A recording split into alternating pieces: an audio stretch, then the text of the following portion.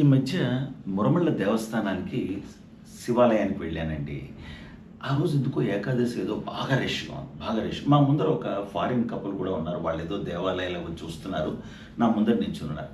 Queue ఎందుకో ఆగింది. సరే పక్కనే ఒక చిన్న కొట్టులో కుంకుమ, ఈ విభూతి పళ్ళు, పూలు, కొబ్బరికాయలు అన్నీ అమ్ముతున్నాడు.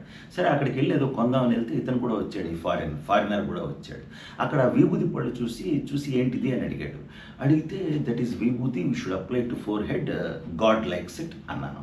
అంటే I want to take a dozen of it, is there any expiry for this, is there any expiry for this అన్నాడు.